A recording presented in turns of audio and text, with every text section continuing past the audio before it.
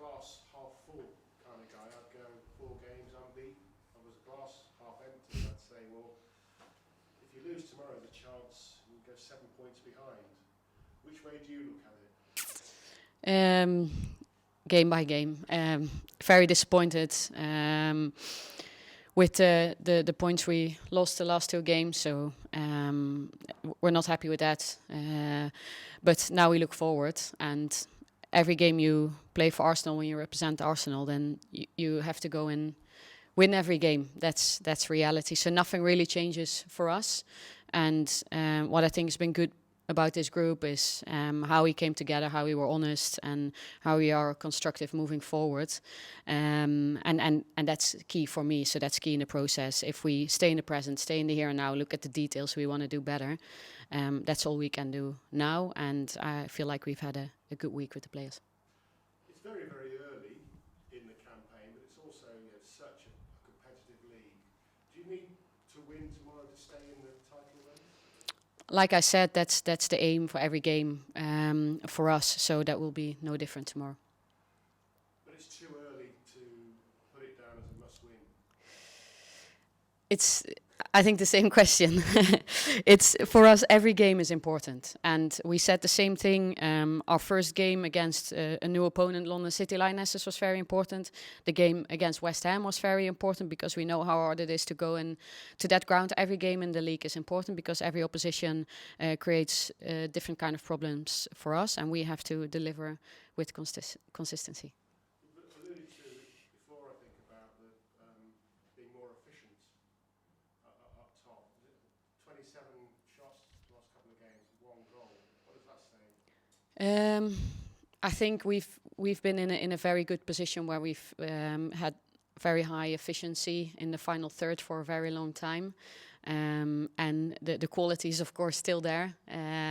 So it's just about finding those small margins, the small details, because scoring goals is the hardest thing in football, and that's what we've been working on very hard this week. But of course, the belief hasn't gone. We still have the same players with a lot of quality. So we believe in ourselves and our capabilities. We also understand we need to work really hard to get the details right. A big day for various reasons, one in particular for Chloe. What do you say to her about not going in there full throttle and maybe being over keen? And what mentality does she need to have, I think, is what I'm asking. Yeah, no, I think Chloe has gone through a lot of things in her football career, and she's now representing us, and we're very proud of that. I think she will find the right levels. I think that's special with Chloe, that she has fire inside her, which when she uses it in the right way, which she's been doing, it creates so much for herself and for the team, and that will be no different for her tomorrow. I'm sure she'll be happy to go there. She's of course very happy to represent Arsenal, but she'll be happy to see some people that she's been with for a long time as well.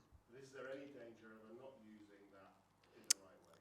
I don't think so. Like I said, Chloe is an experienced player. She's been through so many different things, and if you see how she's reacted to certain things, and I think that's been on a very high level. And I think we've played some high pressured games with Arsenal last season, and she's shown such a good side of her with grittiness, resilience, but also composure, and I'm really impressed with that. Ian. Hi Renee, how are you? Good, thanks. How are you? I'm surviving, yeah. In terms of you're unbeaten, one of 3 unbeaten teams left in the WSL, but you're 4 points off Chelsea. Does that prove that drawing games almost hurts you as much as losing games in terms of points?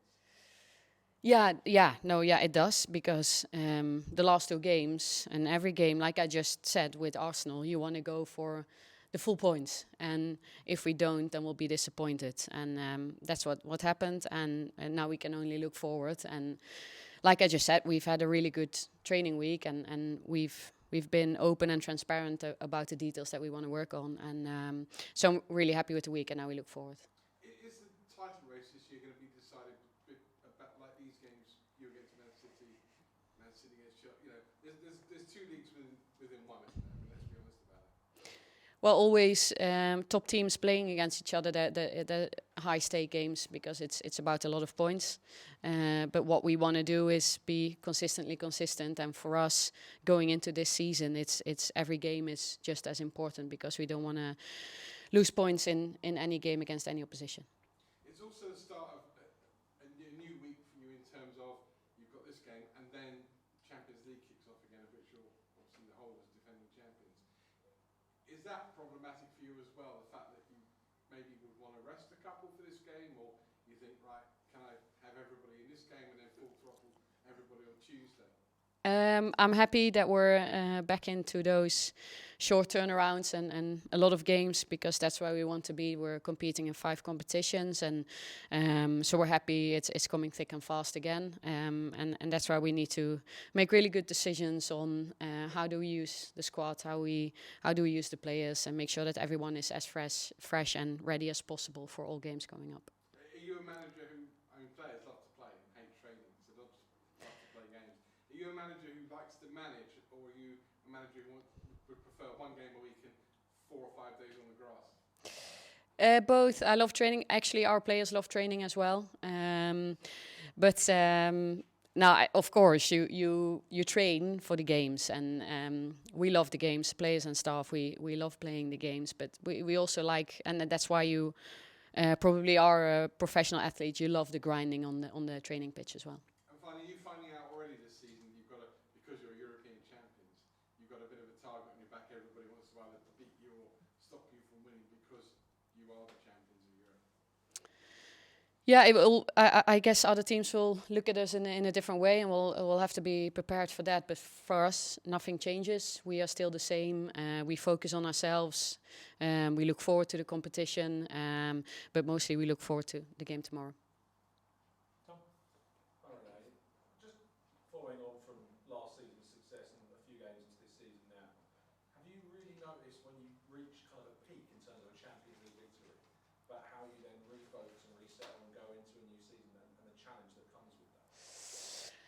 We've just started, so of course we were so happy and delighted about the success last year in the Champions League, but we were all very humble as well, and we said this is one competition and we're very proud about what we achieved, but very humble that we want to do this consistently and like I've just been saying, being consistent on a very high level, so on a very high level consistently, and that's what we're focusing on. And of course, it's what that brings you.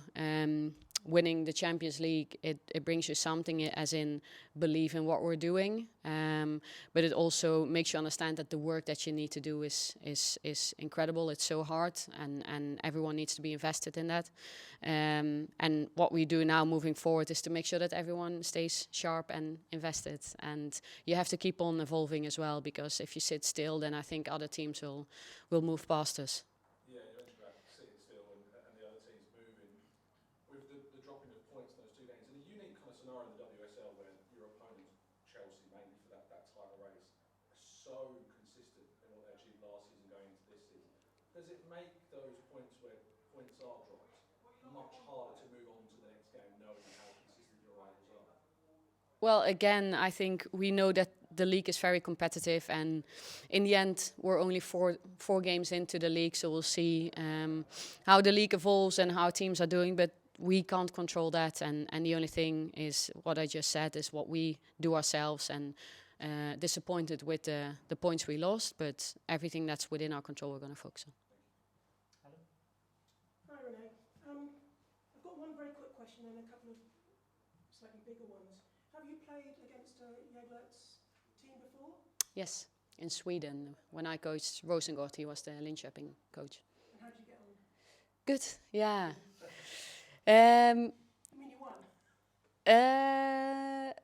We've played against each other several times. You'll have to look up the stats. But I think he's been very impressive in the work he's done in Sweden. I think especially that year I was coaching in Sweden at Rosengård, what he did with the Linköping team was impressive.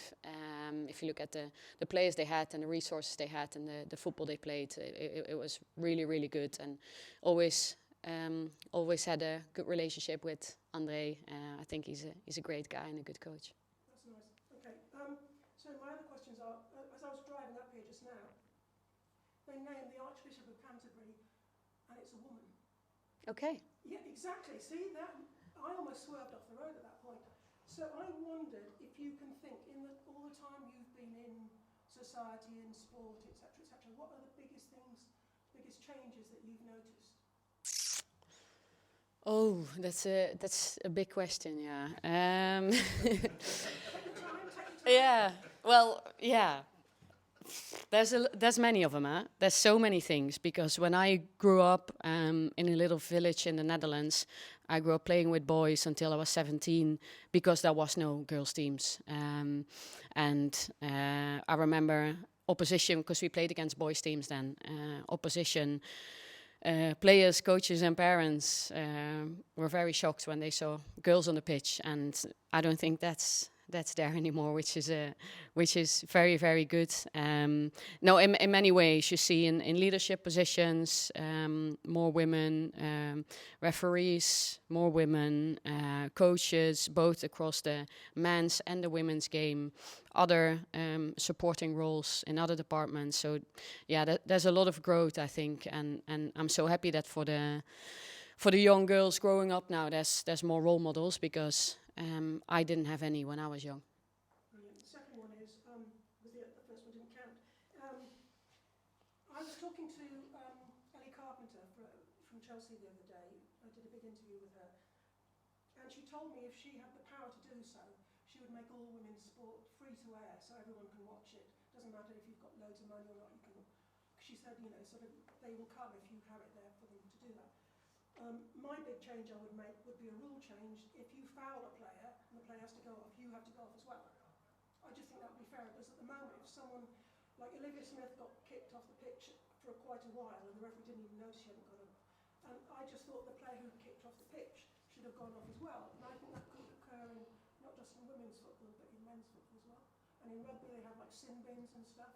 I wonder if there's anything like that or like a bigger thing. That's the rules of football we're talking about now. It's I think the organizations are looking at rules and developing rules constantly, which is a good thing. I do like your idea. I think there's so many good ideas. It's about how can you implement new rules that are sustainable and that work well in the game. But what was this still related to women in sports, or this was about rules in football? It could be, but I mean, well, Ellie's answer was definitely, and I thought she'd thought about it quite well, actually. But I think that we can make progress. We don't always have to follow the blueprint of what men do. Mm-hmm. We could do this first. My other thing would be the goalkeeper. If the goalkeeper pretends to be injured, bring on the substitute goalkeeper and play on. You know what I mean? The tactical goalkeeper thing, I don't know about you, but it annoys all the fans who sit around. It really, really annoys them. I think possibly more than passing back is like the goalkeeper pretending to be injured. Every game. I don't know. Does that annoy you? Well, first coming back to Anybody else annoyed by that? first coming back to women's sports being available to see and being approachable. I think that's a really good idea. I do think we should put value to it as well. So I think that's the other side, that if it's valuable, then you want to invest into it, and then it grows with that as well. Yeah, on all that, I think what we want to do is football is a beautiful game, and we want it to be as beautiful as possible. There's so many people involved. It means so much to so many people, fans. So it needs to stay attractive. But I think when the football is at the very, very highest level and there's so much at stake, then you're gonna stretch the rules. So you play within the rules, but you're gonna stretch the boundaries, and that's what you see happening. But I think it's very important that we keep the integrity of the game and the beauty of the game. Okay, thanks very much. Thanks. Max. Renee, the drop points against Villa, I think particularly externally anyway, the disappointment of that was felt quite acutely. And I was just wondering what the mood has been like in camp this week, not just in terms of the fact that there's maybe more pressure now, as mentioned, to get a result against City, but also in the sense that like this is one of the first real setbacks that you've kind of in your tenure that the team has sort of faced. It's got been dealing with that. Yeah, of course, the mood straight after the game, there was a lot of frustration and disappointment, and then we had a day off. Everyone has been digesting it in their own way, and I waited 24 hours to watch the game back because wanted to get the emotions settled as well and look at it more objectively. But when we came back in, like I just said, what we wanted to achieve as a team was getting on the same page, being transparent and being constructive moving forward. And it's always, you want to go away from the result being the performance, because that's not always the same. And you always get colored by the result, especially if you concede a goal so late in the game, then that's the taste of the game. And of course, our big learnings were how we can be more ruthless and clinical, and if we then can't be that on the day for some reason, how do we then defend the lead in a cynical way? So those were the big learnings. But like I said, I'm happy with how everyone came back, and we were constructive, and we worked really hard in the week. You mentioned the performance there. Personally, I found it quite a hard game to pass in the sense that, like, if you look at the numbers, the XG, for example, I think first half was like 2.5 or something. You mentioned about not being clinical. In the second half, did you detect any issues maybe in Leah's absence with the way Arsenal struggled to progress the ball, particularly when Villa were pressing, and is that something you've worked on or looked at at all in the week, and maybe in terms of as well, and players who aren't getting on the pitch at the moment and what they could potentially offer? I think they are a very high pressing team, very aggressive, many times player for player. So they make it hard for every team. I think they've made it hard for every team they played against so far in the league. I think we did have solutions, especially in the first half. Second half, we lose a little bit of intensity and urgency, but we definitely have the players that can deal with this type of press, both playing out from the back, making good decisions, and players in front being options. So yeah, that game is done now, and we move forward, and tomorrow's a new game. Awesome. We'll leave it there. Thanks, guys. Thank you. Thank you very much. Good luck. Tomorrow. Thank you. We covered some ground there, didn't we? Wow. Yeah.